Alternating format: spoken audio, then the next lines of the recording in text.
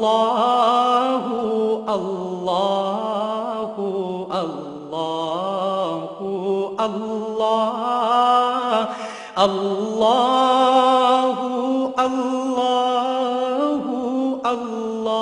اللہ اللہ الحمد للہ رب العالمین والصلاة والسلام علی حبیبہ محمد وآلہ وصحبہ اجمعین اعوذ باللہ من الشیطان الرجیم بسم اللہ الرحمن الرحیم آج کا موضوع بحث قلب ہے۔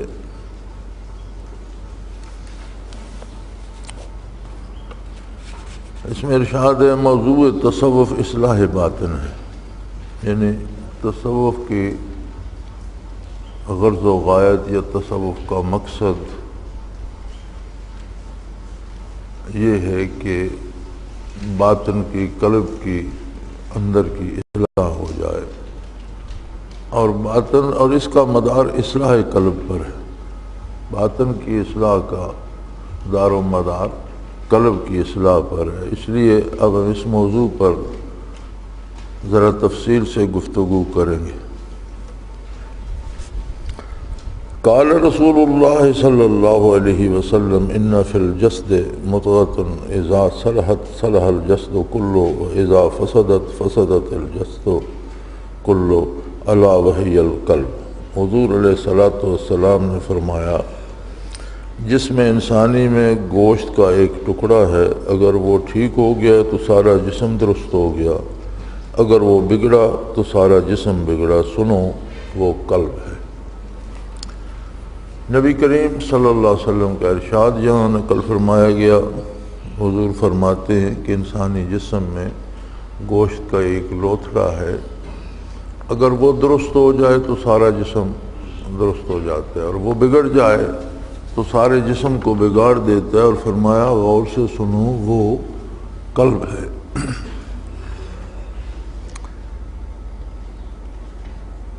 اس حدیث میں بیان تو مضغہ لحم صنوبری کا ہوا، یعنی قلب اسی گوشت کے لوتھڑے کو کہا گیا ہے جو سینے میں دھڑکتا ہے اور پورے جسم میں خون پہنچاتا ہے، مگر حکم اس لطیفہ کا ہے جو اس کو مضغہ سے گہرا تعلق اور اتصال ہے، لیکن مراد یہ ہے کہ اس کے اندر جو لطیفہ ربانی ہے وہ مراد ہے۔ قلب ایک تو یہ دل ہے جو پمپنگ مشین ہے جو جسم میں خون پہنچاتا ہے، اور ایک لطیفہ قلب ہے جسے انگریزی میں سیٹل ہارٹ کہتے ہیں۔ عالم امر کا ایک لطیفہ جو اس کے اندر رکھ دیا گیا ہے، مراد وہ ہے۔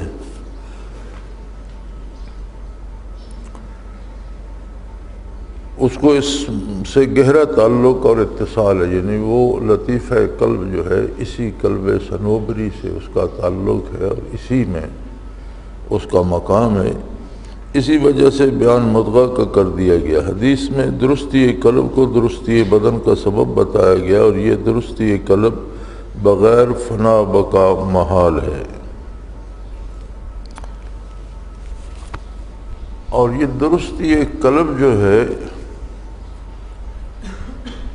اس کے لیے ضروری ہے کہ خواہشات دنیا، لذات دنیا سے اس کا دل اٹھ جائے، دنیا کو ضرورت کے طور پر استعمال کرے، مقصد نہ بنا لے۔ فنا سے مراد یہ ہوتا ہے، اور بقا سے مراد ہوتا ہے کہ اللہ کی رضا کے ساتھ باقی رہے، اپنی ساری کوشش، اپنی ساری محنت اللہ کی رضا کو حاصل کرنے کے لیے لگائے۔ یعنی اگر دنیا کے اعتبار سے دیکھیں تو اس کا ہونا نہ ہونا برابر ہے، وہ فانی ہے، اور اللہ جل شانہ کے ذات کے اعتبار سے دیکھیں تو اس ذات کی طلب میں بندہ باقی ہے، اسے فنا بقا کہتے ہیں۔ فرماتے ہیں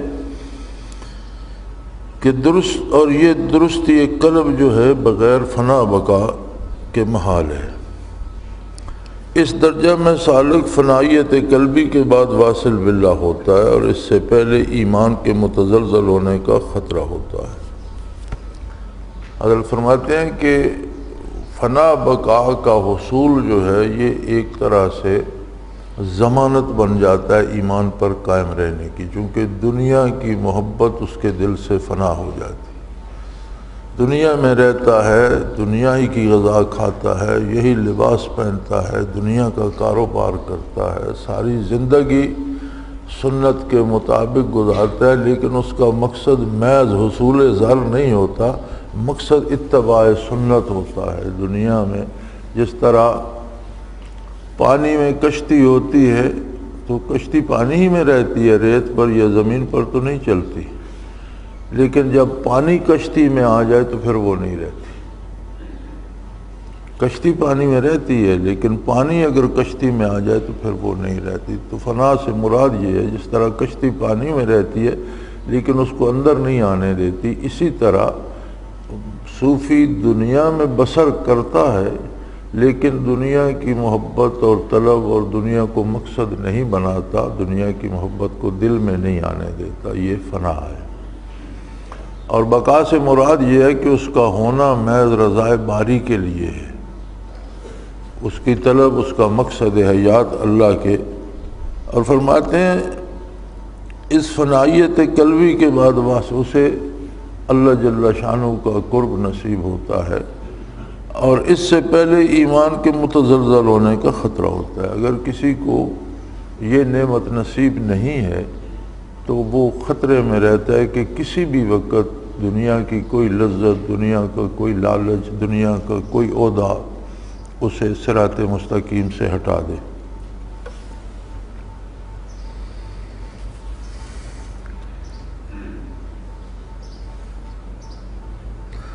صوفیہ کرام میں مشہور مقولہ ہے الفانی لا یرد والواصل لا یرجع، کہ صوفیوں میں یہ کہا جاتا ہے کہ جسے فنا حاصل ہو گئی وہ رد نہیں ہوتا واپس، اور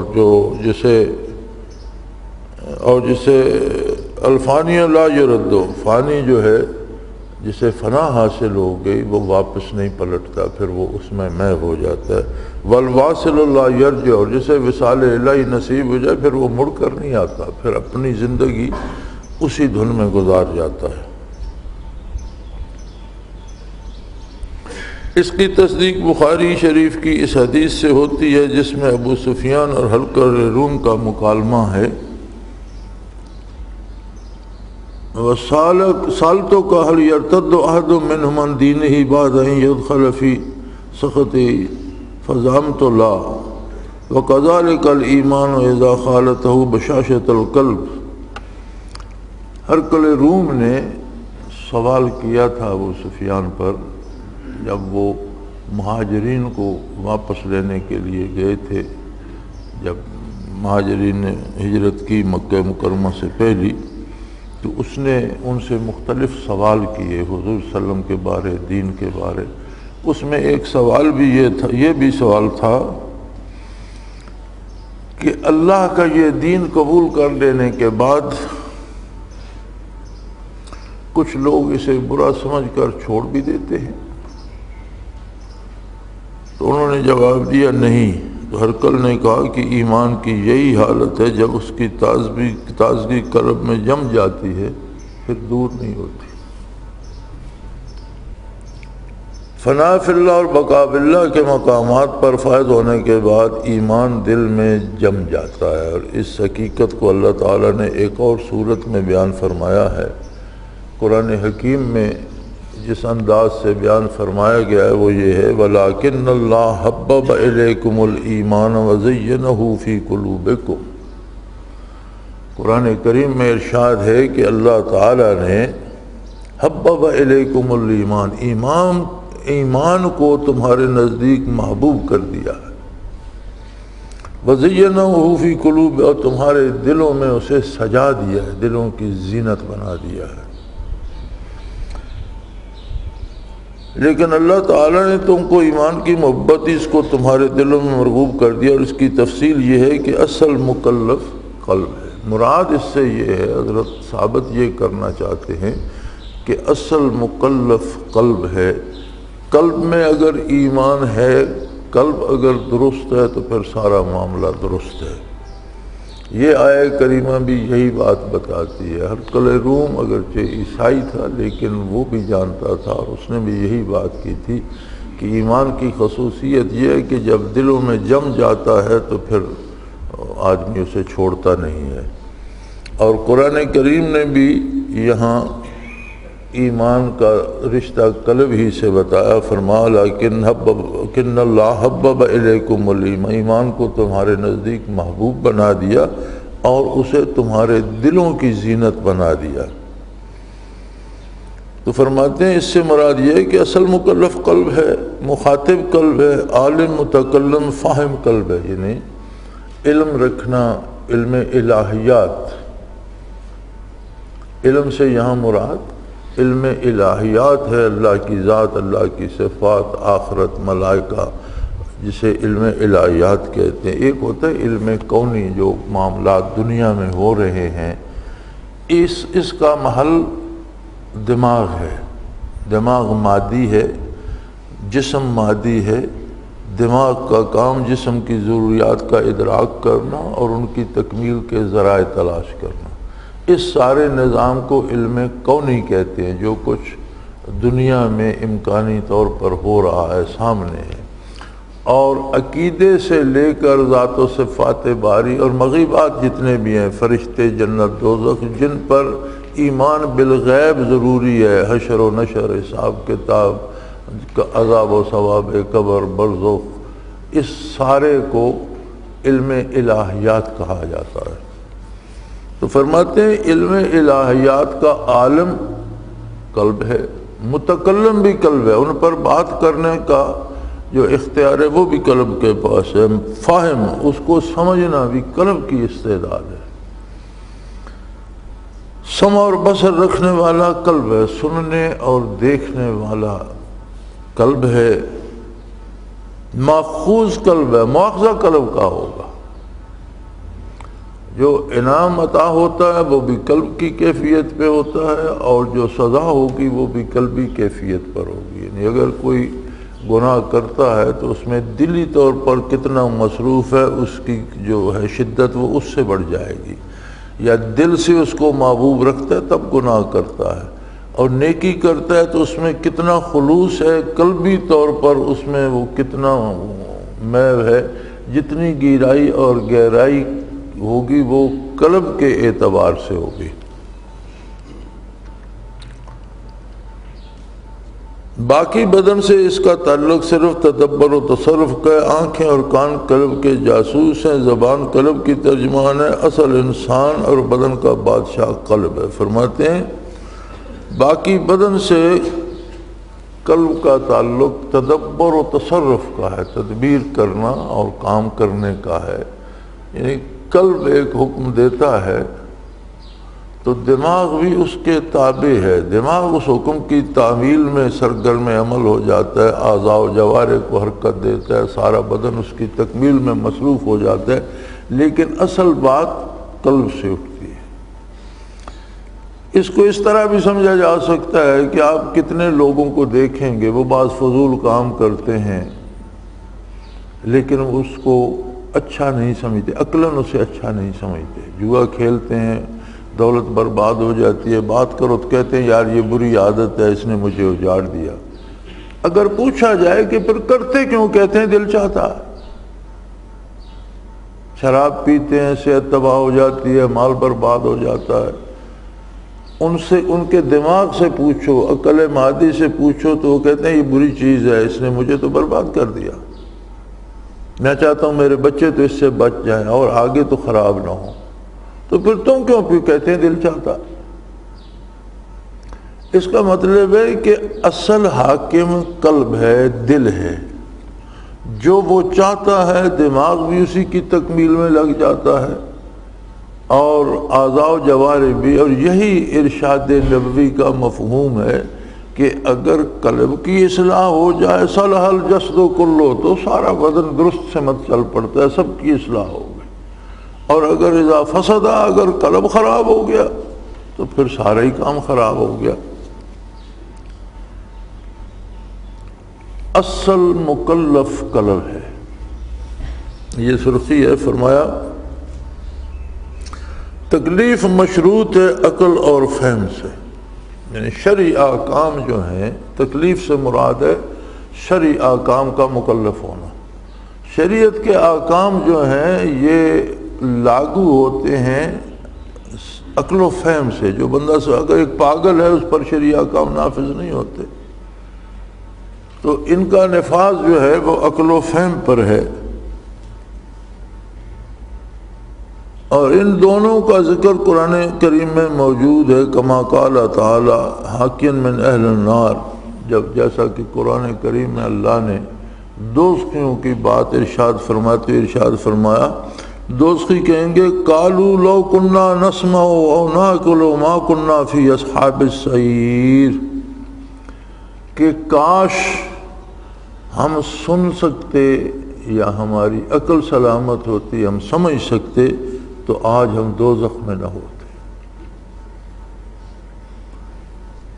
وَمَعْلُومَةٌ إِنَّ الْعَقْلَ فِي الْقَلْبِ لِأَنَّ التَّكْلِيفَ مَشْرُوطٌ بِالْعَقْلِ وَالْفَهْمِ وَقَالَ تَعَالَى إِنَّ السَّمْعَ وَالْبَصَرَ وَالْفُؤَادَ كُلٌّ أُولَٰئِكَ كَانَ عَنْهُ مسؤولا۔ دوزخی دوزخ میں اقرار کریں گے کہ ہم نے دل کو دنیا میں اس قدر لگا دیا کہ اس نے دین کو نہ سنا اور نہ سمجھا، کاش ہم سنتے، یعنی ہمارا دل سنتا، وہ سمجھتا اور دل دین کی طرف لگتا تو آج ہم دوزخ میں نہ ہوتے۔ فرماتے ہیں اس سے معلوم ہوا کہ ان العقل فی القلب، کہ اصل جو سمجھ ہے وہ قلب میں ہے، اور تکلیف جو ہے مشروط ہے عقل و فہم سے، جیسے اللہ کریم نے فرمایا ان السمع والبصر والفؤاد، سمع بصر یعنی سننے کی قوت، دیکھنے کی قوت، والفؤاد اور دل کے نہاں خانے کی کیفیت، فواد کہتے ہیں اندر کی کیفیت جو دل کی ہے، کل اولئک کان عنہ مسؤولا، ان سب کے بارے پوچھا جائے گا، پرسش ہوگی۔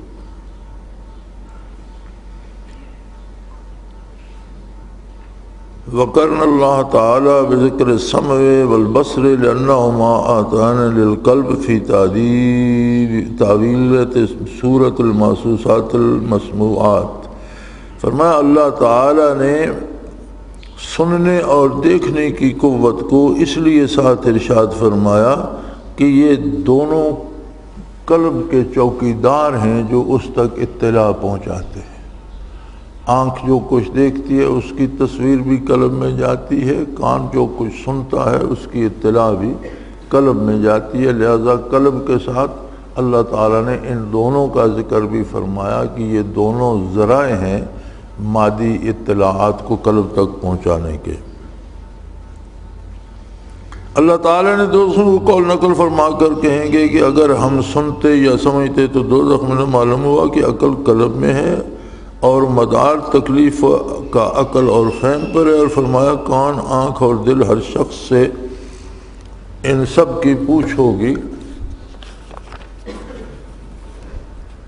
اور سمع و بصر کو قلب سے جوڑ دیا کہ یہ دونوں دیکھی اور سنی چیزوں کو پہچاننے کے لیے اعلیٰ کا حکم رکھتے ہیں، یعنی یہ قلب کے ہتھیار ہیں جن کے استعمال سے وہ چیزوں تک پہنچتا ہے۔ عقل کا مقام قلب ہے، قال تعالی فتکون لہم قلوب یعقلون بہا، مقام عقل قلب ہے کہ اللہ تعالی نے فرمایا ان کے دل ہوتے کہ ان سے سمجھنے لگتے، فتکون لہم قلوب یعقلون بہا، یعنی کاش ان کے دل سلامت ہوتے، دنیا کی محبت میں تباہ نہ ہو گئے ہوتے، ان میں سلامتی ہوتی، قلب سلیم ہوتا تو پھر وہ بات کو سمجھنے لگتے۔ محل تقوی بھی قلب ہے، یعنی نیکی کی جو اصل بنیاد ہے وہ قلب میں ہے۔ اولئک الذین امتحن اللہ قلوبہم للتقوی، خادمان نبوت اور صحابہ اکرام رضوان اللہ علیہم اجمعین کی تعریف فرماتے ہوئے قرآن کریم ارشاد فرماتا ہے یہ وہ لوگ ہیں جن کے دلوں کو اللہ نے تقوی کے لیے خاص کر دیا ہے۔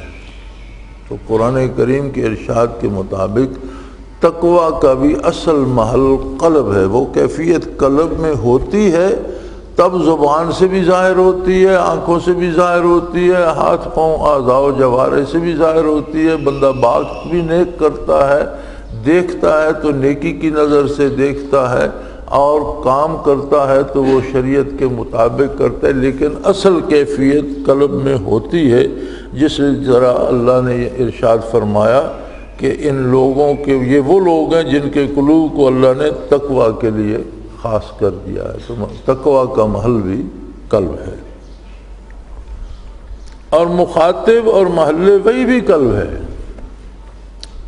اللہ کریم نے جب وحی نازل فرمائی تو حضور اکرم صلی اللہ علیہ وآلہ وسلم کی عقل جو ہے، جس طرح آپ کی ذات مخلوقات میں بے مثل و مثال ہے، آپ کی ہر صفت پوری مخلوق میں بے مثال ہے، کوئی دوسرا ایسا نہیں ہے، حسن ظاہری ہو یا حسن باطنی ہو۔ اسی طرح آپ کی عقل اور آپ صلی اللہ علیہ وسلم کا دماغ عالی جو ہے، ایسا دوسرا دماغ کائنات میں نہیں ہے، بے مثل و بے مثال ہے، لیکن اس کے باوجود جب وحی نازل ہوئی تو قلب اطہر پہ نازل ہوئی۔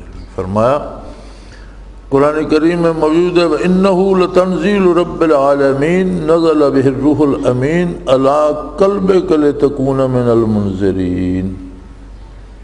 یہ قرآن رب العالمین کا بھیجا ہوا ہے، اس کو امانت دار فرشتہ لے کر ہے، اور آپ کے قلب پر، تاکہ آپ من جملہ ڈرانے والوں میں کیوں، یعنی نزول وحی کا محل جو ہے وہ بھی قلب اطہر ہے۔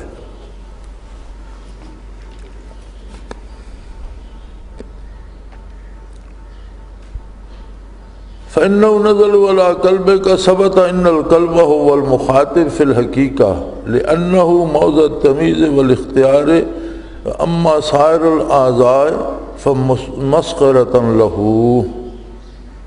فرمایا قرآن کو آپ کے قلب اطہر پہ اتارا، پس ثابت ہوا کہ حقیقت میں مخاطب قلب ہے، کیونکہ یہی مقام تمیز و اختیار کا ہے، اور باقی اعضاء اس کے ماتحت ہیں۔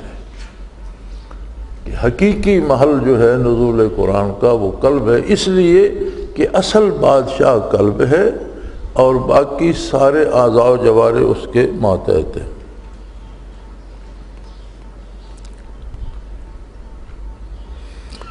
آگے قرآن میں ارشاد ہوتا ہے اِنَّ فِي ذَلِكَ لَذِكْرَىٰ لِمَنْ كَانَ لَهُ قَلْبٌ۔ قرآن کے بارے ارشاد ہوتا ہے کہ قرآن میں سراپا نصیحت ہے۔ اِنَّ فِي ذَلِكَ لَذِكْرَىٰ، قرآن کے لفظ لفظ میں نیک نصیحت ہے، خوبی ہے، اچھی باتیں ہیں، لیکن ان کے لیے ہیں لمن کان لہو قلب، جس کے پاس قلب ہے۔ اگر کسی نے اپنا قلب کھو دیا، ضائع کر دیا، خراب کر دیا، اس پر گناہ کا زنگ چھا گیا یا اس پر کفر کی تاریکی چھا گئی، تو اسے اتنی قیمتی بات جو قرآن کریم ہے اس سے کیا حاصل ہوگا؟ ایک آدمی کی آنکھیں خراب ہو جاتی ہیں تو بھلے بہار کا موسم ہو، اسے ان رنگوں سے کیا لینا دینا جب اس کے پاس آنکھ ہی نہیں ہے۔ تو فرمایا قرآن تو سراپا نصیحت ہے، لیکن ان کے لیے جن کا قلب ہے، تحقیق اس میں اس شخص کے لیے بڑی نصیحت ہے جس کے پاس قلب ہو۔ اگلی سرخی ہے جزا و سزا کا تعلق اعمال قلب سے ہے۔ وَلَٰكِن يُؤَاخِذُهُم بِمَا كَسَبَتْ قُلُوبُهُم، جزا و سزا جو ہوگی وہ بھی اس کا مدار بھی قلب پر ہے، جیسا میں پہلے عرض کر چکا ہوں کہ ہم جو کچھ بھی کرتے ہیں اس کی تحریک تو قلب سے پیدا ہوتی ہے۔ اب اس میں دل کتنا مستغرق ہے اس کے اعتبار سے اس کی سختی یا نرمی کا اندازہ ہوگا۔ سو فرمایا جزا و سزا، کسی کو سزا ہوگی یا انعام ملے گا تو وَلَٰكِن يُؤَاخِذُكُم بِمَا كَسَبَتْ قُلُوبُكُم، مواخذہ ہوگا تمہارا جو کچھ تمہارے دلوں نے کیا ہے، لیکن مواخذہ فرمائیں گے اس چیز پر جو تمہارے دلوں نے کمائی ہے۔ تو اب دل تو نہ چوری کرتا ہے، نہ کھانا کھاتا ہے، نہ کسی کا مال چراتا ہے، نہ کسی کو گالی دیتا ہے، نہ سجدہ کرتا ہے، تو پھر یہ دل پر، چونکہ یہ جتنے اعمال بدن کرتا ہے ان کے پیچھے اصل تحریک دل کی ہوتی ہے، اور ہر کام میں دل کو کتنی دلچسپی ہے، وہ اس میں کتنا مصروف ہے، نیکی کر رہا ہے تو کتنے خلوص سے کر رہا ہے، غلطی کر رہا ہے تو کتنی دلچسپی سے کر رہا ہے، اس کے مطابق مواخذہ ہوگا۔ فرمایا علم و فہم کی ضد کی نسبت بھی قلب کی طرف ہے، یعنی اگر کوئی نہیں سمجھتا، نہیں جاننا چاہتا، ضد کرتا ہے، مخالفت کرتا ہے حقیقی علم کی، تو اس کی نسبت بھی قرآن کریم نے قلب کی طرف کیا۔ فرمایا ختم اللہ علی قلوبہم، ارشاد ہے اللہ نے ان کے دلوں پر مہر کر دی، وہ نہیں سمجھ سکتے، انہوں نے اتنے گناہ، اتنے جرائم کیے کہ جس کی سزا یہ دی گئی کہ ان کے دلوں پر مہر کر دی گئی۔ اور کفار نے کہا وقالوا قلوبنا غلف، کفار نے کہا کہ آپ تبلیغ فرماتے ہیں، آپ ارشاد فرماتے ہیں، ہمارے دل تو غلافوں میں لپٹے ہوئے ہیں، ہمارے دلوں پر تو غلاف ہے، ہمارے دلوں تک آپ کی بات نہیں پہنچتی۔ پھر قرآن کریم نے فرمایا بل رانا علی قلوبہم، یہ کیوں نہیں سنتے نبی کریم صلی اللہ علیہ وسلم کے ارشادات، یہ کیوں قرآن کی بات نہیں؟ فرمایا ان کے دلوں پر زنگ لگ گیا ہے، ان کے دل ناکارہ ہو گئے ہیں۔ ایک اور جگہ ارشاد فرمایا لہم قلوب لا یفقہون بہا، فرمایا یہ اس لیے نہیں سنتے اور مانتے کہ ان کے دل ایسے ہیں جو سمجھ نہیں سکتے، لا یفقہون بہا یعنی تفقہ ہوتا ہے بات کو سمجھنا، کہ ان کے دل ایسے ہیں جن کی سمجھ ماری گئی ہے۔ تو فرمایا علم و فہم کی ضد کی نسبت بھی قلب کی طرف ہے۔ وثبت ان موضع الجہل والغفلۃ هو القلب، فرمایا اس سے یہ ثابت ہو گیا کہ جہالت، نادانی یا غفلت کا محل بھی قلب ہے۔ ان آیات قرآنی سے ثابت ہوا کہ امین وحی و نبوت، امین اسرار الہی، امین شریعت اور خزانے اسرار غیبیہ قلب ہے۔ یہ وہ خزانہ ہے جس پر عقل کا راز ڈاکہ نہیں ڈال سکتا، قلب ہی تجلیات باری، ولایت اولیاء اللہ اور کشف و الہام کا خزانہ ہے۔ ہر انسان کے سینے میں ایک ہی دل ہے اور وہی محل تجلیات باری کے لیے مخصوص ہے، اس لیے باری تعالیٰ اس میں غیر کا قبضہ پسند نہیں فرماتا۔ جب قلب تجلیات باری کا مسکن بن جاتا ہے تو تمام رذائل ذلیل ہو کر چلے جاتے ہیں، یعنی جب قلب میں تجلیات باری آ جاتی ہے تو پھر رذائل سے مراد ہے بری عادتیں، دنیا کی طلب، حسد، بخل، تکبر، یہ چیزیں جتنی بری خصلتیں ہیں یہ پھر وہاں سے رخصت ہو جاتی ہیں۔ فرماتے ہیں ان الملوک اذا دخلوا قریۃ افسدوها وجعلوا عزت اہلها اذلہ، قرآن کریم کی آیت ہے کہ جب بادشاہ بحیثیت فاتح کسی شہر میں داخل ہوتے ہیں تو وہ طاقت و تاراج کر دیتے ہیں اور بڑے بڑے جو وہاں معتبر ہوتے ہیں ان کو رسوا کر دیتے ہیں۔ تو یہاں مراد ہے کہ عشق الہی اور تجلیات الہی بھی بادشاہ کی حیثیت سے جب قلب کو فتح کرتی ہیں، فاتح کی حیثیت سے قلب میں داخل ہوتی ہیں، تو وہاں حسد، تکبر، جو بڑے بڑے بت بنے ہوئے ہوتے ہیں ان کو ذلیل و رسوا کر کے وہاں سے نکال دیتی ہیں۔ چنانچہ جب قلب کی پوری طرح اصلاح ہو جاتی ہے تو غیر اللہ کا اس میں گزر نہیں ہوتا۔ قلب کی اصلاح سے مراد یہ ہے کہ اس میں اللہ کی محبت رہ جائے، اور جو کام بھی کرے، جو کمائے، جو خرچ کرے، جو کھائے، جو پیے، جو لے، جو دے، جو دوستی یا دشمنی کرے، ہر کام میں اس کے مد نظر اللہ کی رضا ہو۔ دشمنی بھی افراد سے نہ ہو کہ میں نے اس کو ذلیل کرنا ہے، دشمنی بھی اللہ کے لیے ہو کہ اللہ نے اس سے دشمنی کرنے کا حکم دیا ہے۔ اگر وہ توبہ کر جاتا ہے تو ہماری ذات کی اس سے کوئی دشمنی نہیں، ختم ہو جائے۔ دوستی بھی اللہ کے لیے ہو، ذاتی نہ ہو۔ اگر کوئی اللہ کے حکم کے خلاف جاتا ہے تو وہاں دوستی کی ضرورت نہ رہے، یعنی زندگی کو اس انداز میں ڈھال لے۔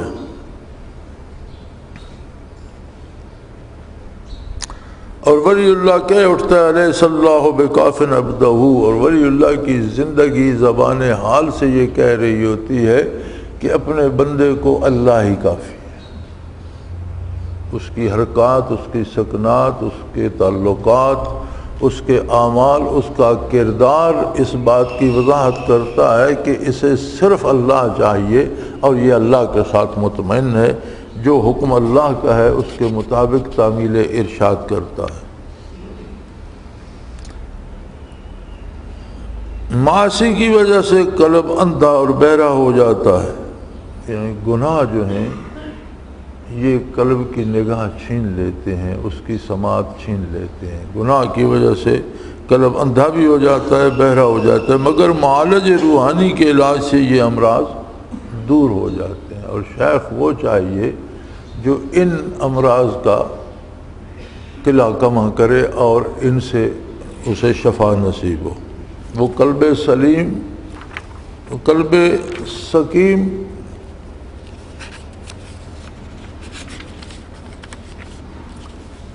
قلب سقیم قلب سلیم بن جاتا ہے، یعنی بیمار دل جو ہے اسے معالج روحانی کی صحبت نصیب ہو تو وہ قلب سلیم بن جاتا ہے، اور یہی قلب سلیم اخروی فلاح کے لیے راس المال بن جاتا ہے، اور یہی سرمایہ بن جاتا ہے آخرت کو کمانے کا۔ یوم لا ینفع مال ولا بنون الا من اتى اللہ بقلب سلیم۔ آخرت کے لیے بھی قرآن کریم نے فرمایا کہ اس دن نہ مال فائدہ دے گا نہ اولاد، ہاں ان لوگوں کو فائدہ ہوگا جو قلب سلیم لے کر حاضر ہو۔ اور قلب سلیم، قلب کے سلیم ہونے کے لیے دو شرائط ہیں۔ اول صحت ازالہ مرض ہے، اول صحت از مرض ہے، یعنی قرآن کریم نے، قرآن مجید نے قلب کے امراض کفر، شرک، شک، خواہشات نفسانی کے تباہ کو قرار دیا۔ قلب کا مرض کیا ہے؟ قلب کا مرض ہے کفر، شرک، شک میں مبتلا ہو جانا، خواہشات نفسانی ان کے پیچھے لگ جانا، یہ قلب کے امراض ہے، اور ان سے صحت حاصل کرنے کا واحد ذریعہ یہ ہے کہ کسی معالج روحانی سے علاج کرایا جائے۔ دوسری شرط یہ ہے کہ قلب کو غذائے صالح بہم پہنچائی جائے۔ جس طرح غذائے صالح جسم انسانی صحت مند اور قوی ہوتا ہے، اسی طرح قلب کی صحت اور قوت کے لیے بھی غذائے صالح درکار ہے، مگر قلب کی غذا جسم کی غذا سے مختلف ہے۔ قلب کی غذائے صالح کی نشاندہی یوں کی گئی، یعنی جس طرح آپ جسم کو صاف ستھری غذا دیتے ہیں تو وہ صحت مند رہتا ہے، خراب غذا دیتے ہیں بیمار ہو جاتا ہے، اسی طرح قلب کو بھی صاف ستھری غذا چاہیے، خراب غذا ہوگی تو وہ بیمار ہو جائے گا۔ اور قلب کی بذکر اللہ تطمئن القلوب، کہ خوب غور سے سن لو، اللہ کے ذکر سے دلوں کو قرار حاصل ہوتا ہے۔ علاج قلب، غذائے قلب اور عارفین کاملین کے بغیر کہیں سے نہیں ملتی۔ قلب کی غذا بھی، قلب کا علاج بھی، قلب کی دوا بھی اللہ کے کامل بندوں سے ملتی ہے، بازار میں یہ نہیں ملتی۔ اب اس سے آگے یہاں تک ہو گئی قلب، اور قلب کی اہمیت واضح ہو گئی کہ نزول وحی کا مقام بھی قلب ہے، مکلف بھی قلب ہے، سمجھتا بھی قلب ہے، اور نادانیاں بھی قلب ہی کرتا ہے۔ قلب کو زنگ لگ جائے تو اسے اچھی بات بھی سنائی نہیں دیتی، اور آخرت میں مواخذہ جو ہوگا وہ بھی انہی قلبی کیفیات پر ہوگا۔ یہاں تک قلب کی اہمیت واضح کر دی گئی۔ پھر اس کے بعد روح پہ بحث فرماتے ہیں، اگلی سرخی ہے بحث روح۔ پہلے یہ جان لینا چاہیے یہاں روح کی تعریف بالوجہ ہوگی نہ کہ بالکنا، کیونکہ روح کی حقیقت کے متعلق ارشاد باری تعالیٰ ما اوتیتم من العلم الا قلیلا۔ تعریف روح میں اختلاف ہے، اور اہل سنت والجماعت کے مذہب کے مطابق اس کی تعریف یہ ہے، فرمایا روح کی تعریف بالوجہ ہوگی، یعنی جو روح کے اثرات ہیں، جس جسم میں روح ہوتی ہے اس میں کیا اثر ہوتا ہے، جس سے روح نکل جاتی ہے اس میں کیا اثر ہوتا ہے، روح کس طرح زندگی عطا کرتی ہے، روح نہیں ہوتی تو کیا کیفیت ہوتی ہے، یہ بالوجہ یعنی روح کے ساتھ جو چیزیں متعلق ہیں، جو خصوصیات ہماری سمجھ میں آتی ہیں، اس کے اعتبار سے بحث ہوگی۔ بالکل نہ، یعنی روح کی ذات پر بحث نہیں ہوگی کہ روح کیا ہے، کس چیز سے بنی ہے، اس کو کس طرح نظر آنا چاہیے، یہ نہیں ہوگی، چونکہ اس کے بارے اللہ کریم نے فرما دیا وَمَا أُوتِيتُم مِّنَ الْعِلْمِ إِلَّا قَلِيلًا۔ جب روح کے بارے سوال کیا گیا تو فرمایا قُلِ الرُّوحُ مِنْ أَمْرِ رَبِّي، روح امر ربی میں سے ہے، وَمَا أُوتِيتُم مِّنَ الْعِلْمِ إِلَّا قَلِيلًا، اس سے آگے تمہاری انسانی علم کی استعداد ہی نہیں کہ وہ سمجھ سکے روح کی کنہ کو، یعنی اس کی حقیقت کو سمجھنے کی انسانی علم محدود ہے، کم ہے، لہذا اس کے وجود پہ بحث نہیں ہوگی، اس کے جو اثرات ہیں روح کے، اس حوالے سے روح پر بحث ہوگی۔ اور اہل سنت والجماعت کے مذہب میں اس کی تعریف کیا ہے؟ روح کی تعریف وَدَلَّ عَلَيْهِ الْكِتَابُ وَالسُّنَّةُ وَإِجْمَاعُ الصَّحَابَةِ أَدِلَّةُ الْعَقْلِ إِنَّهَا جِسْمٌ مُخَالِفٌ بِالْمَاهِيَّةِ لِهَذَا جِسْمُ الْمَحْسُوسُ وَهُوَ جِسْمٌ نُورَانِيٌّ عَلْوِيٌّ خَفِيفٌ حَيٌّ مُتَحَرِّكٌ يَنْفَذُ فِي جَوْهَرِ الْأَعْضَاءِ وَيَسْرِي فِيهَا سَرْيَانَ الْمَاءِ فِي الْوَرْدِ وَسَرْيَانَ الدُّهْنِ فِي الزَّيْتُونِ وَالنَّارِ فِي الْفَخْم۔ کتاب و سنت میں اجماع صحابہ اور عقلی دلائل اس بات کی دلالت کرتے ہیں کہ روح ایک جسم ہے جو اپنی ماہیت کے لحاظ سے اس محسوس جسم عنصری کے مخالف ہے، یعنی جس طرح یہ محسوس جسم عنصری محسوس ہوتا ہے، اسے ہم چھو سکتے ہیں، دیکھ سکتے ہیں، توڑ سکتے ہیں، جوڑ سکتے ہیں، اس طرح نہیں، جسم تو ہے لیکن اس کے مخالف ہے، نہ وہ نظر آتا ہے، نہ اسے آپ توڑ پھوڑ سکتے ہیں، نہ اسے جوڑ سکتے ہیں، نہ اسے محسوس کر سکتے ہیں، اس کے مخالف ہے۔ وہ جسم نورانی ہے، علوی ہے، عالم اعلیٰ کا ہے، عالم امر کا ہے، ہلکا، زندہ اور متحرک ہے، اس کا کوئی وزن نہیں ہے کہ آپ تول سکیں، وہ زندہ ہے، متحرک ہے، حرکت کرتا ہے اور تمام اعضائے بدن میں نفوذ کر جاتا ہے، پور میں انسانی وجد کے ایک ایک پور، ایک ایک ذرے میں وہ نفوذ کر جاتا ہے۔ بدن میں اس کا سریان ایسا ہے جیسا گلاب کے پھول میں پانی، زیتون میں روغن اور کوئلہ میں آگ کا سریان ہوتا ہے۔ بدن میں روح اس طرح جاری و ساری ہو جاتا ہے جس طرح گلاب کے پھول میں پانی اور جس طرح کوئلے میں آگ یا جس طرح زیتون کے پھل میں تیل ہوتا ہے، اس طرح سے بدن کے ذرے ذرے میں روح نفوذ کر جاتا ہے۔ اگلی سرخی ہے روح جسم لطیف ہے۔ روح کا جسم لطیف ہونا اور اس جسم عنصری کا مخالف ہونا قرآن مجید سے ثابت ہے۔ فرمایا وَإِذَا سَوَّيْتُهُ فَنَفَخْتُ فِيهِ مِن رُوحِي، قرآن کریم میں فرمایا گیا کہ یہ بدن اور طرح کی چیز ہے، روح اور طرح کی ہے، اس لیے ارشاد ہوا کہ پس جب میں بدن آدم کو سنوار دوں، اذا سویتہ، اسے مکمل کر دوں اور اس کی نوک پلک درست کر دوں، فنفخت فیہ من روحی، پھر اس میں اپنی روح پھونکوں، تو اس کا مطلب ہے کہ بدن اور اس کی نوک پلک کچھ اور چیز ہے اور بعد میں جو پھونکا گیا روح وہ کچھ اور چیز ہے۔ پس معلوم ہوا کہ تسویہ بدن کے بعد نفخ روح ہے، اس سے ثابت ہوا کہ بدن اور روح دو مختلف چیزیں ہیں۔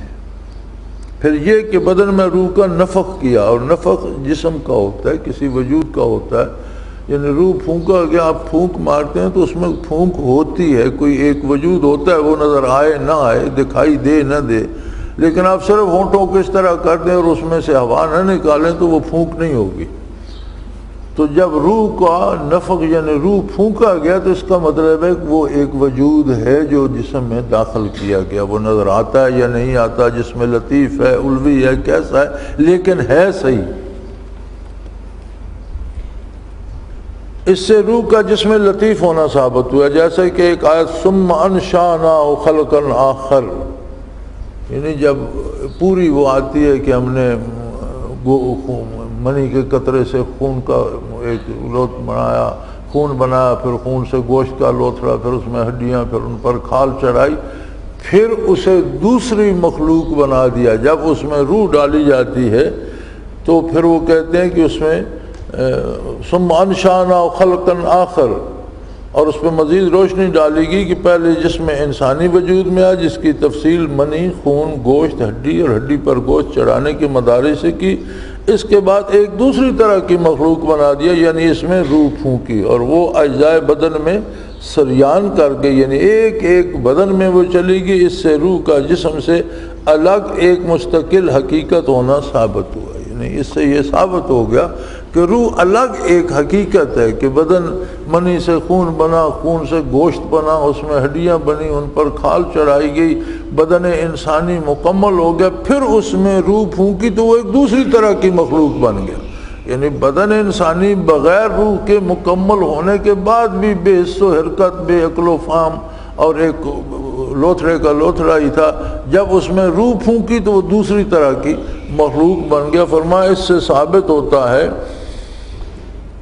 کہ روح ایک مستقل حقیقت ہے، اور یہ کہ وہ جسم لطیف رکھتی ہے جو اس جسم کثیف میں سرایت کیے ہوئے ہے.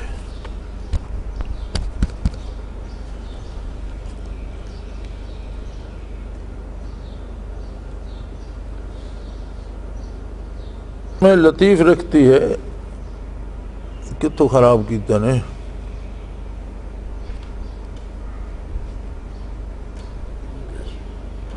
اس سے روح کا جسم سے الگ ایک مستقل حقیقت ہونا ثابت ہوا، اور یہ کہ وہ جسم لطیف رکھتی ہے جس جسم کثیف میں سرایت کیے ہوئے. یعنی ان آیات سے یہ ثابت ہوا کہ بدن کی ایک الگ حیثیت ہے اور روح ایک الگ حقیقت ہے، اور وہ جسم لطیف ہے، نظر آنے والی، مادی آنکھوں سے نظر آنے والی نہیں، مادی ہاتھوں سے آپ اسے ٹٹول محسوس نہیں کر سکتے، اور جسم کثیف میں وہ سرایت کی ہوئی.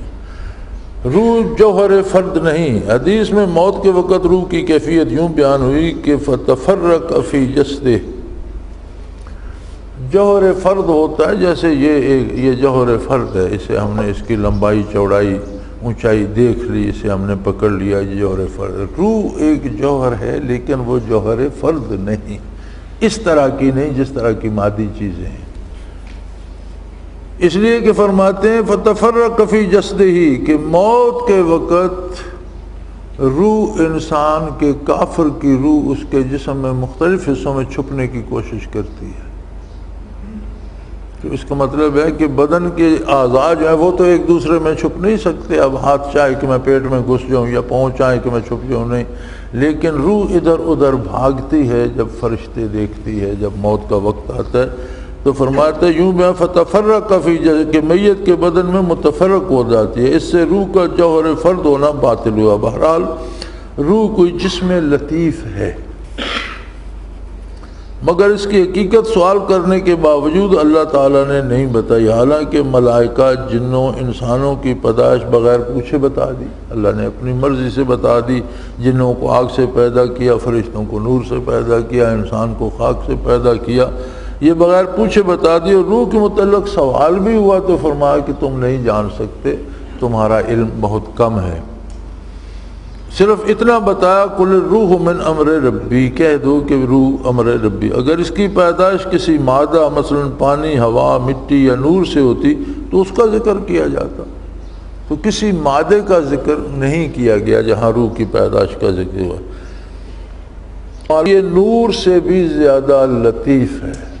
یعنی نور سے فرشتے پیدا کیے گئے. نور، یہاں ایک بات سمجھ لینی چاہیے، یہ نور کے لفظ پہ بڑے مغالطے لگتے ہیں. ایک نور ہے ذات باری تعالیٰ کا جسے کہا جاتا ہے. ذات باری تعالیٰ خالق ہے، مخلوق نہیں ہے.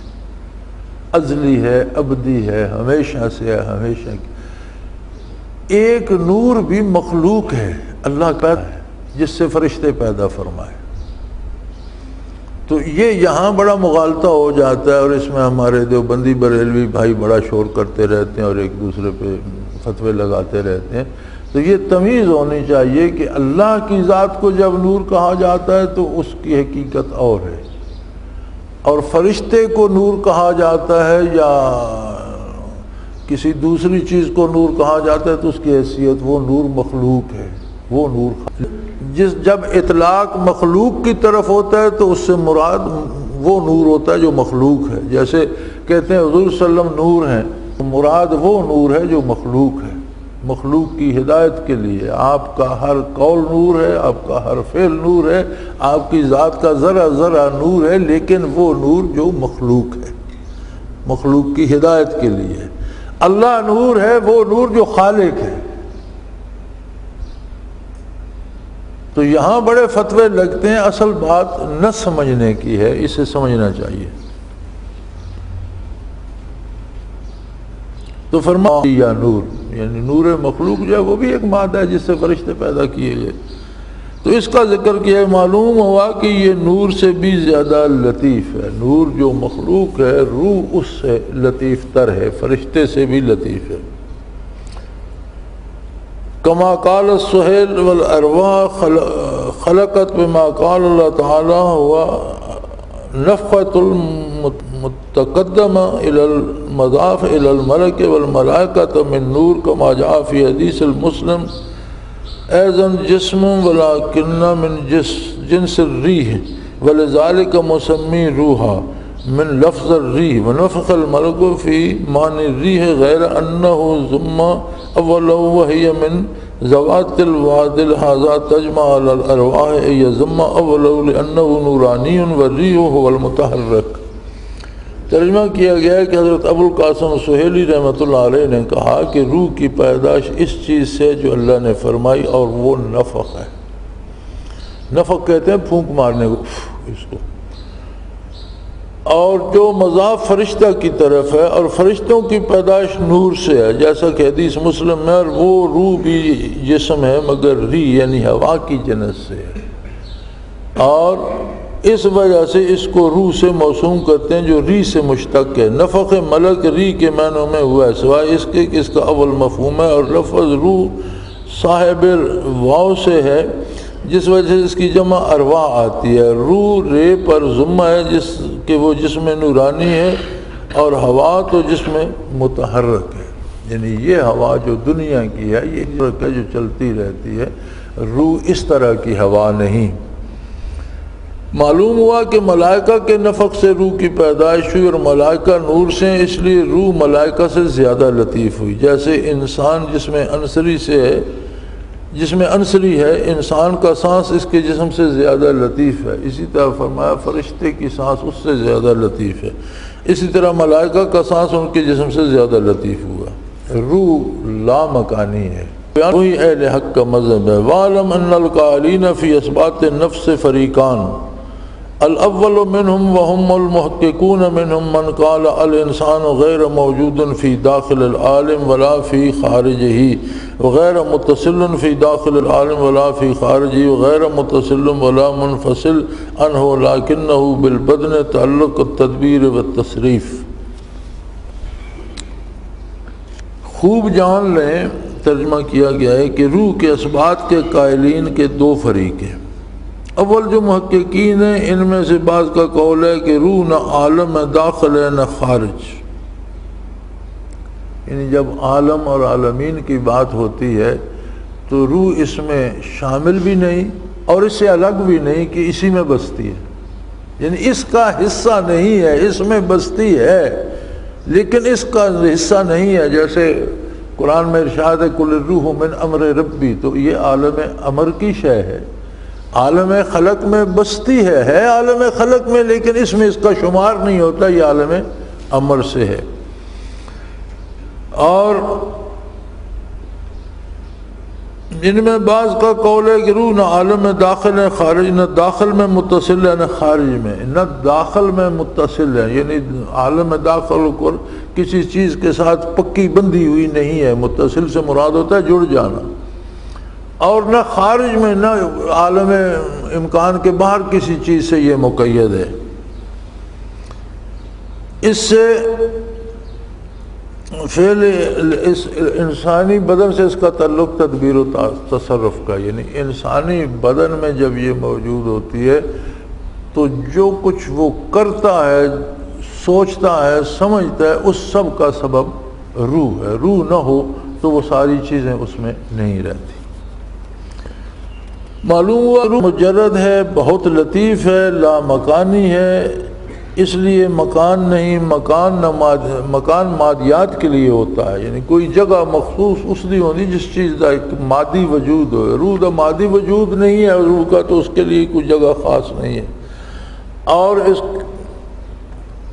یہ بدن سے پہلے بھی موجود، یعنی روح بدن سے پہلے موجود تھی اور اس کے بعد بھی موجود رہتی ہے۔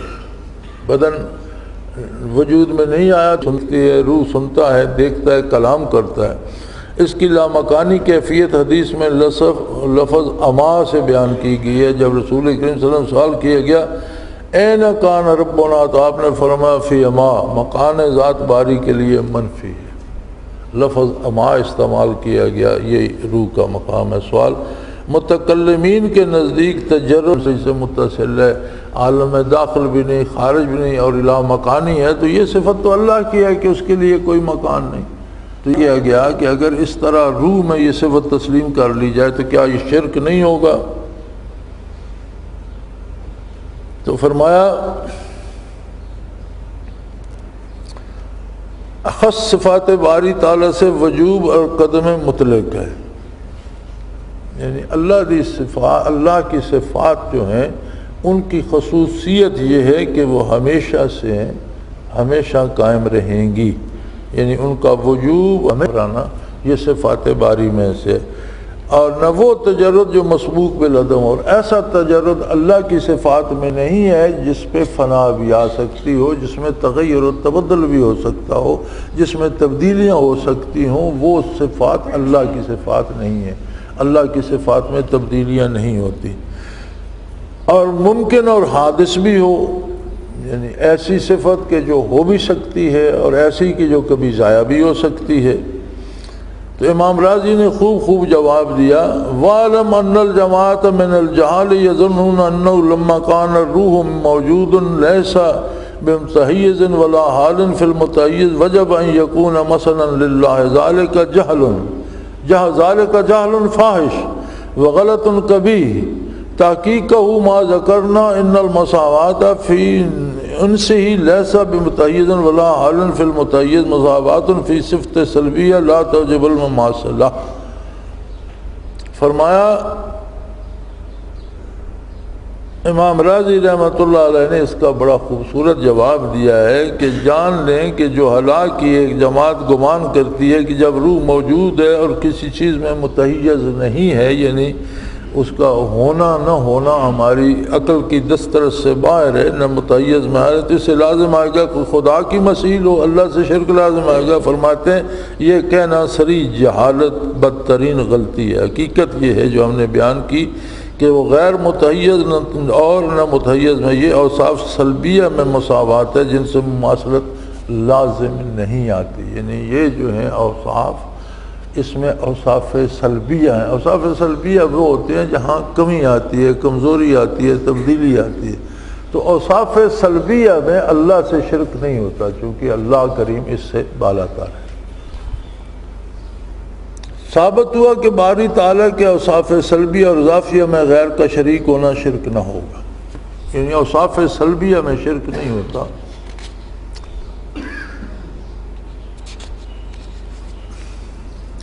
لامکان کی حقیقت سمجھنے کے لیے عقل اندھی ہے۔ حدیث کا لفظ اما اس پر دلالت کرتا ہے، کیونکہ اما عدم بینائی پر بولا جاتا ہے۔ جو حضور نے ذات باری کے بالے فرمفی اما، یعنی آنکھ اسے نہیں دیکھ سکتی، اس لیے عالم امر جو ہے اس کے لیے یہ ظاہری بصارت جو ہے یہ اسے نہیں دیکھ سکتی، نہ مادی عقل اسے سمجھ سکتی ہے، اس کے لیے یہ اندھے ہیں۔ اسی لیے حضور نے اما کا لفظ استعمال فرما، اما کے معنی اندھا ہوتا ہے۔ اب سوال یہ پیدا ہوتا ہے کہ روح کی پیدائش کس چیز سے؟ امام راضی فرماتے ہیں الروح عند لہ العرش مبدا و تربیت الارض اصل الجسم والبدن قد الف ملک المنان بینہما لیسلی بقبول الامر والمحض فی الجسم فی وطن فعرف زمام الغریب النازق الوطن۔ روح کی ابتدا صاحب عرش سے ہے، من امر ربی ہے، اور بدن انسانی کی اصل مٹی سے ہے۔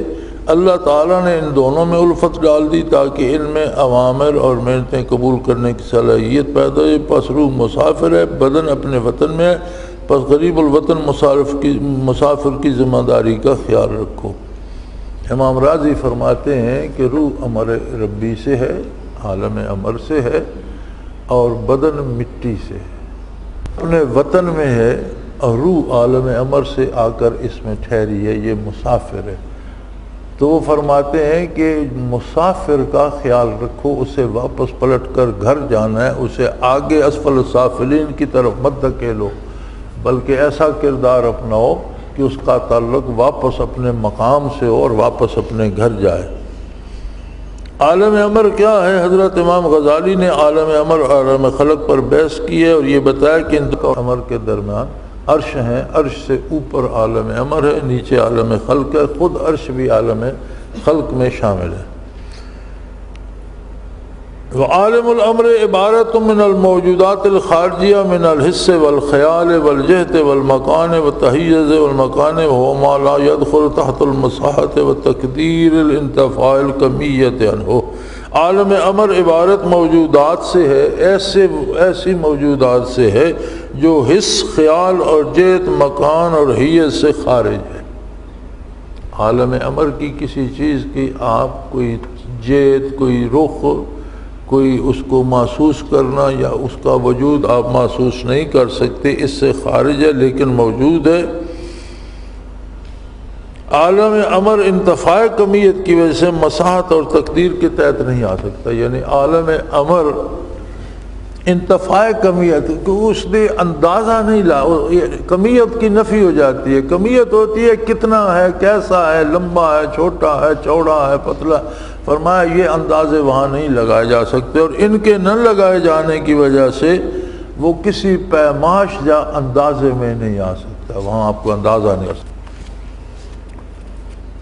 کون سی چیزیں عالم امر سے ہیں؟ اگلی سرخی یہ ہے، فرمایا صاحب تفسیر مظہری نے الا لہ الخلق والامر کی تفسیر میں اس کی تفصیل، قرآن کریم کی آیت ہے الا لہ الخلق والامر، خوب غور سے سنو، عالم خلق بھی اللہ کا ہے اور عالم امر کا مالک بھی وہی ہے۔ اس کی تفسیر میں فرماتے ہیں صاحب تفسیر مظہری نے، قاضی ثناء اللہ پانی پتی رحمۃ اللہ تعالی علیہ تفسیر مظہری کے مصنف فرماتے ہیں قالت الصوفیۃ المراد بالخلق والامر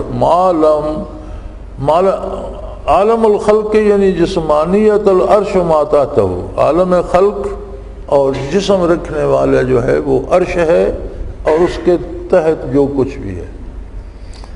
وما فی السماوات والارض وما بینہما، آسمان اور زمین اور ان کے درمیان جو کچھ ہے وجود رکھنے والا، یہ سب عالم خلق ہے۔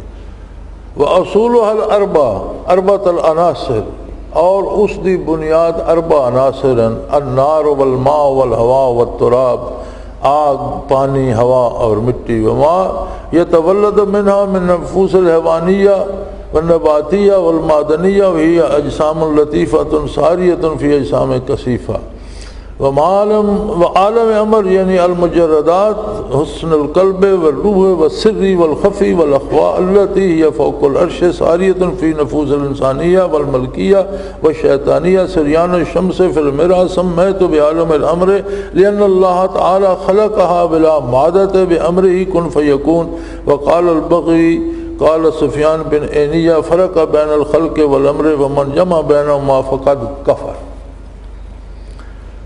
ترجمہ دیا ہوا ہے، صوفیاء کرام نے کہا مراد عالم خلق اور عالم امر سے یہ ہے کہ عالم خلق میں عرش اور جو ماتحت عرش ہے، جو چیز آسمان زمین ان کے مابین ہے، سب شامل ہے، اور اس کے اصول عناصر اربع، آگ، پانی، ہوا اور مٹی، اور جو چیزیں ان سے پیدا ہوتی ہیں یعنی نفوس انسانی، نفوس حیوانی، نباتاتی اور معدنی ہے، اور یہ اجسام لطیفہ ان اجسام کثیفہ میں ساری ہیں، سب عالم خلق سے ہیں۔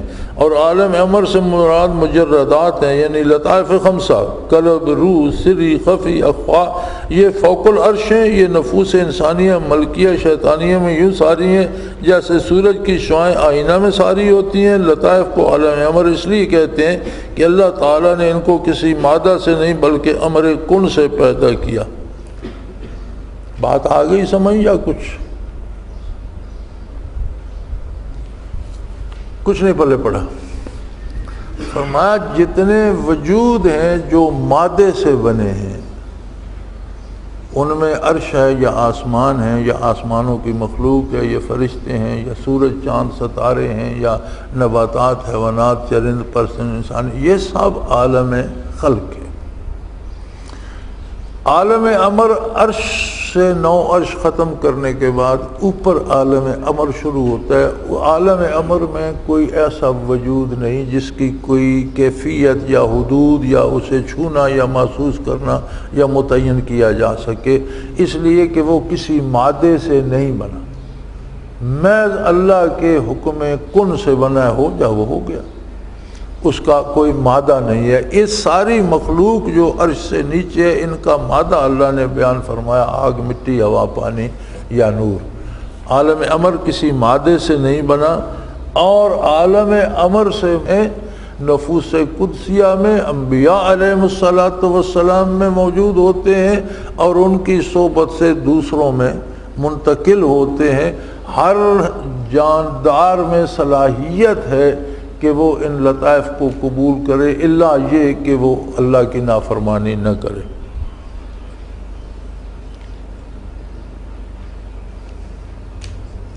معلوم ہوا کہ روح اور دیگر لطائف عالم امر کی مخلوق ہیں جو بغیر مادہ کے پیدا کیے گئے۔ عالم امر کو عالم حیرت اور لامکان بھی کہتے ہیں۔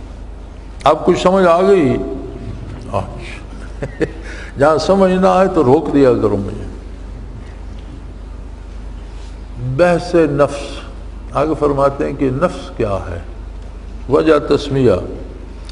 نفس کا لفظ یا تو نفاست سے ہے تو بوجہ شرافت و لطافت کے نفس کہا جاتا ہے، یا تنفس سے ہے تو بوجہ سانس کی آمد شد کے نفس کہا جاتا ہے، مگر آنے جانے کی صفت کی وجہ سے نفس مراد روح لی جائے تو یہ اس لیے درست ہے کہ نیند کے وقت روح خارج ہو جاتی ہے پھر لوٹ آتی ہے۔ نفس ایک ایسا لفظ ہے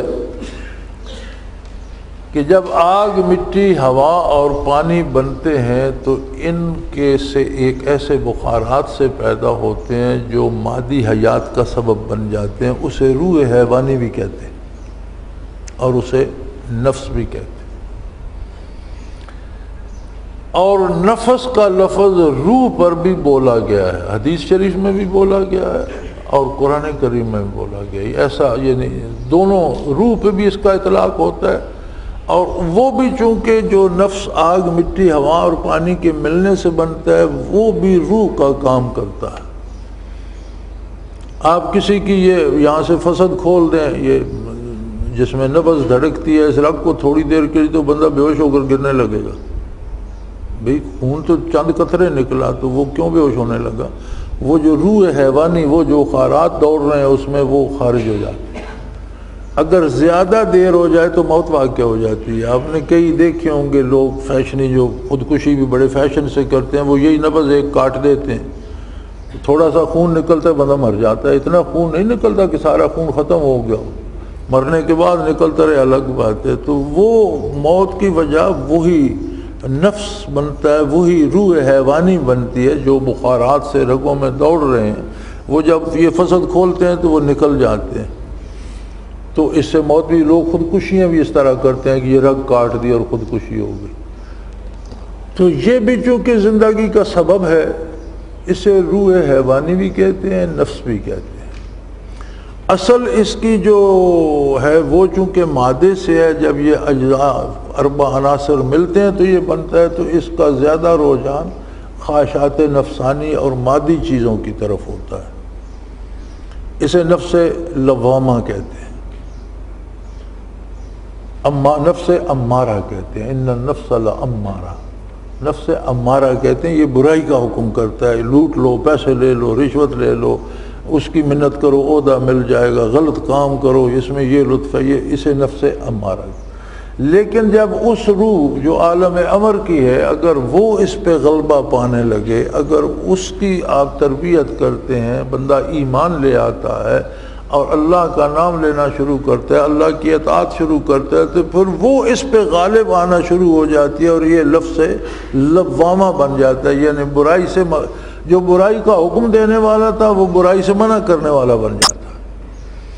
اور جب اس میں ترقی کرتا ہے، اسے فنا فی اللہ نصیب ہوتا ہے، تو پھر نفس مطمئنہ بن جاتا ہے، اطمینان حاصل ہو جاتا ہے اسے، یا ایتها النفس المطمئنہ ترجی الی ربک راضیۃ مرضیہ، کہ اے نفس مطمئنہ خوش باش اپنے اللہ کے پاس لوٹ جا۔ تو یہ اس کے 3 درجے ہوتے ہیں۔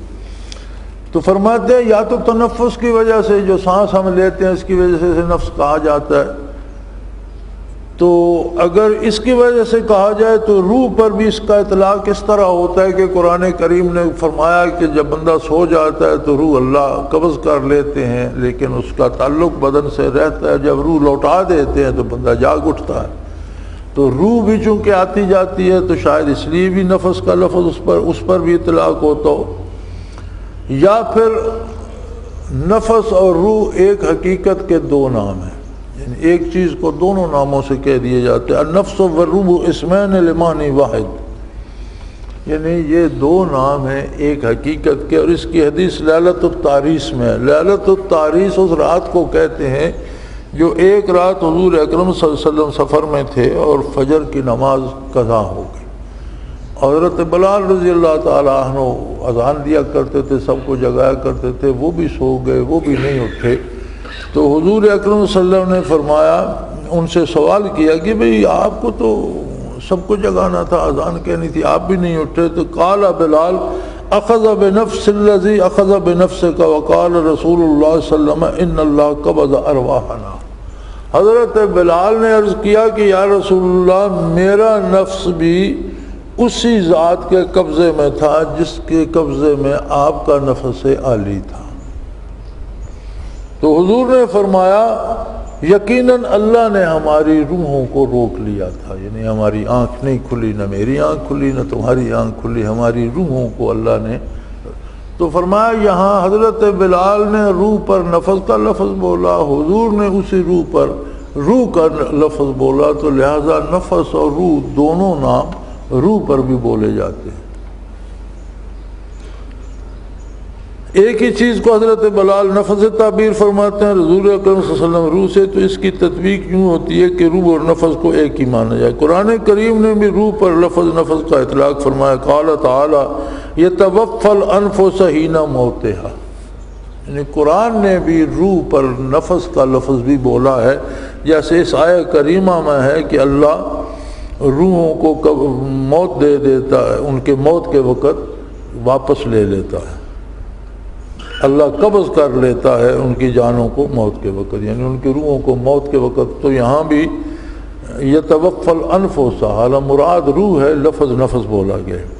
اخرجوا انفسکم، فرشتے کہتے ہیں مرنے والے کو اپنی جانیں نکالو، تو فرمایا مراد تو روح ہوتی ہے۔ یہاں بھی دونوں آیتوں میں ذکر نفس کا اور مراد روح ہے، اور جمہور علماء بھی نفس اور روح کے اتحاد کے قائل ہیں۔ ان النفس والروح مسمى ہما واحدا ہم الجمہور، نفس اور روح کا مصداق واحد ہے، جمہور اس کے قائل ہیں۔ آگے فرماتے ہیں نفس اور روح میں فرق۔ علامہ ابوالقاسم سہیلی نے روض العنف میں بحث کی ہے کہ روح اور نفس شے واحد ہے، تغائر و بجا اوصاف کے، یعنی حقیقت دے 2 نام، لیکن چونکہ صفتاں الگ الگ ہیں اس واسطے انہاں علادگی ہو جاندی۔ کسب اخلاق اوصاف حمیدہ یا ذمیمہ کرتا ہے، اور پھر بدن سے عشق و محبت پر پیدا کرتا رہتا ہے، اور مسالے بدن میں مشغول رہتے، اس پر لفظ نفس بولا جاتا ہے۔ یعنی جب روح دنیا میں آ کر دنیا پہ فدا ہو جائے اور دنیاوی امور اور لذات دنیا میں اللہ کی یاد اور احکام شریعت کو بھول جائے اور خواہشات نفس کی تکمیل میں لگ جائے، تو پھر اس روح کو نفس کہتے ہیں۔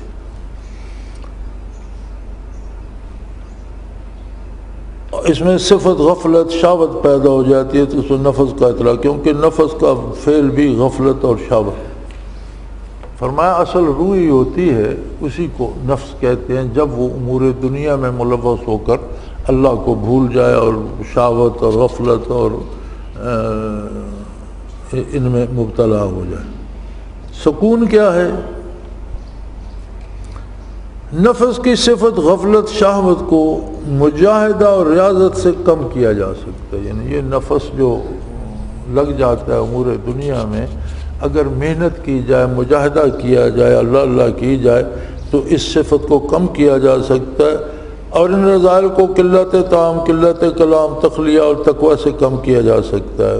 باتیں کم کرنا، کم کھانا، کم سونا، یعنی جسمانی قوا کو کمزور کرنا تاکہ اوصاف ملکوتی پیدا ہوں۔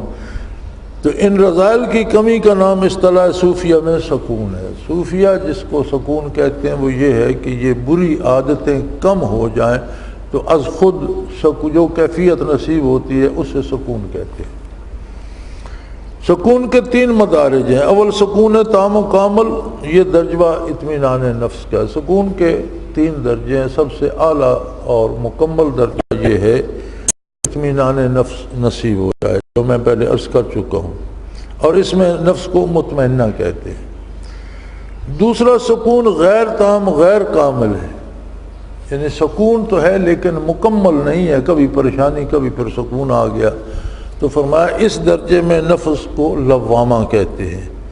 اور تیسرا عدم سکون، کہ مطلقاً سکون ہے ہی نہیں، اسے نفس امارہ کہتے ہیں۔ یہ 3 حالتیں میں پہلے عرض کر چکا ہوں۔ مسمى واحد کے مختلف اسماء، یعنی جس کا نام ہے وہ تو ایک ہے، اس کے نام کئی ہیں۔ فرمایا اگر ذات واحد کو مختلف الفاظ سے بیان کر دیا تو ان الفاظ کا مرجع واحد ہو تو کوئی تضاد لازم نہیں آئے گا، یعنی ایک وجود دے اگر نام مختلف ہو مراد وہی ہوئے تو اس میں کوئی تضاد، کوئی اس میں اختلاف کی بات نہیں ہوتی۔ اس لیے کہ آدم علیہ السلام یعنی روح نفس کہہ کے اگر روح مراد لی جاتی ہے یا اسے لوامہ یا مطمئنہ یہ کہا جاتا ہے تو اس کی حقیقت میں تبدیلی نہیں ہوتی ہے، اصل اس کی وہی رہتی ہے۔ تو یہاں مثال دی گئی ہے جیسے آدم علیہ السلام کی پیدائش متعلق قرآن مجید میں مختلف الفاظ آئے ہیں۔ قال مرۃ خلقہ من تراب، ایک جگہ یہ ارشاد فرمایا کہ آدم کو مٹی سے پیدا کیا، دوسری جگہ فرمایا من صلصال کالفخار، بجنے والی مٹی سے پیدا کیا۔ تو یہ چاروں حالتیں دراصل مٹی ہی کی ہیں۔ گارا بنا، پھر اس میں وہ گارا بدبودار ہو گیا، پھر وہ چکنی مٹی بن گئی جیسے گوندھ کر بن دی جاتی ہے، پھر وہ خشک ہونے کے قریب اور کھٹکنے کے قریب آ گئی۔ تو ان چاروں باتوں میں کوئی اختلاف نہیں ہے، مٹی ہی کی چاروں صورتیں ہیں جن میں قرآن نے مختلف جگہ مختلف چیزوں کو ارشاد فرما دیا۔ پس روح اور نفس شے واحد کے 2 نام ہیں، فرق بے اعتبار صفات کے، الفرق بین النفس بے اعتبار صفات کے، نہ اعتبار ذات کے۔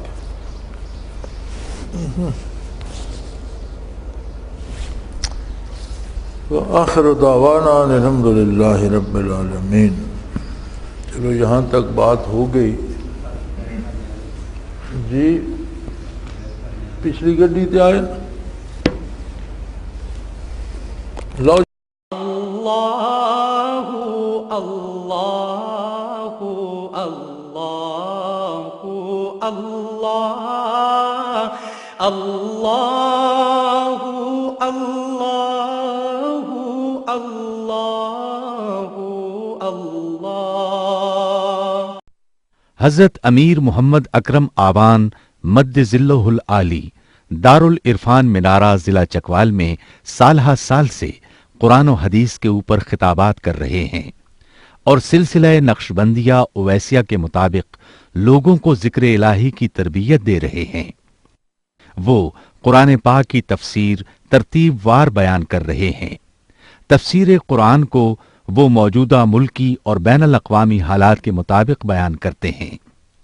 موٹر وے سے کلر کہار کے انٹرچینج سے نکلتے ہوئے، کلر کہار کی جھیل سے ہوتے ہوئے، میانی، بوچھال اور نور پور سے گزرتے ہوئے دارالعرفان منارہ پہنچ سکتے ہیں۔ حضرت امیر محمد اکرم آوان نے بچیوں اور بچوں کی دینی اور دنیاوی تعلیم کے لیے سقارہ اکیڈمی کے نام سے ایک درسگاہ بھی قائم کی ہے، جس کا افتتاح ملک پاکستان کے صدر جنرل محمد ضیاء الحق نے اپنے دست مبارک سے کیا تھا۔ وہ تمام احباب جو اسلام کی طلب رکھتے ہیں ان سے گزارش ہے کہ دارالعرفان منارہ ضلع چکوال میں امیر محمد اکرم آوان صاحب کے خطابات سے مستفید ہوں۔ وہ ہر جمعے کو نماز سے پہلے بیان فرماتے ہیں۔ ہر ماہ کی پہلی اتوار کو ماہانہ اجتماع ہوتا ہے جس میں آپ خصوصی خطاب فرماتے ہیں اور پاکستان کے چاروں صوبوں سے احباب اس اجتماع میں شرکت کرتے ہیں۔ اس کے علاوہ یہاں سال میں 2 مرکزی اجتماعات بھی ہوتے ہیں، ایک رمضان المبارک میں اعتکاف کا اجتماع اور دوسرا جولائی اور اگست میں 40 دن کا اجتماع ہوتا ہے جس میں روحانی تربیت کی اپنا خون سیماب دے کر اتنا ہم کر جائیں گے، نام آقا کا چمن میں پھر رقم کر جائیں گے۔